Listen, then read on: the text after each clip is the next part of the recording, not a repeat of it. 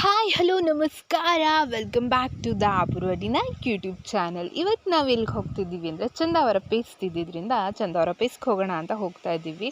ಹಳ್ದಿಪುರದಿಂದ 8 ಗಂಟೆಗೆ ಹೊರಟಿದ್ದೀವಿ ರಾತ್ರಿ.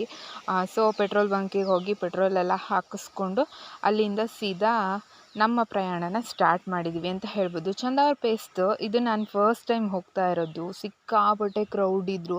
ನಂಗೆ ವೀಡಿಯೋನೂ ಕೂಡ ಕರೆಕ್ಟಾಗಿ ಮಾಡ್ಕೊಳಕ್ಕಾಗಲಿಲ್ಲ, ಅಷ್ಟು ಜನ ಇದ್ದರು ಅಂತಲೇ ಹೇಳ್ಬೋದು. ಇದನ್ನು ತುಂಬ ಅಂದರೆ ಯಾವಾಗಲೂ ತುಂಬ ವರ್ಷದಿಂದ ಮಾಡ್ತಾ ಇದ್ದಾರೆ ಅಂತಲೇ ಹೇಳ್ತಾರೆ. ನಾವು ಬೆಳಗ್ಗೆ ಬರಬೇಕು ಅಂತ ಅಂದ್ಕೊಂಡಿದ್ವಿ, ಸೊ ಬರೋಕ್ಕಾಗಲಿಲ್ಲ. ಆಮೇಲೆ ಸಂಜೆ ಬಂದ್ವಿ.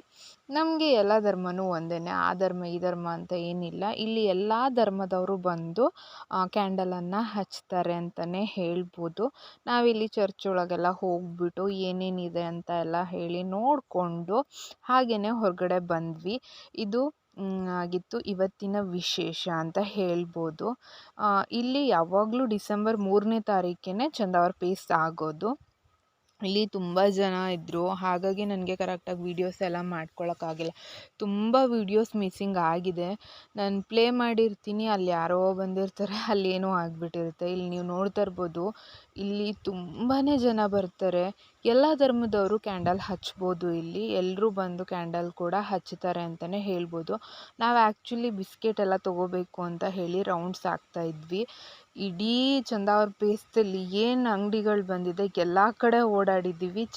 ಬಿಸ್ಕೆಟ್ಗಳು ಮಾತ್ರ ಸಿಕ್ಕಿಲ್ಲ. ಬಟ್ ಮಧ್ಯಾಹ್ನನೇ ಖಾಲಿ ಆಗೋಗಿತ್ತಂತೆ. ತುಂಬಾ ಫೇಮಸ್ ಬಿಸ್ಕೆಟು ಇದು, ಎಲ್ಲ ಕಡೆ ಸಿಗೋದಿಲ್ಲ.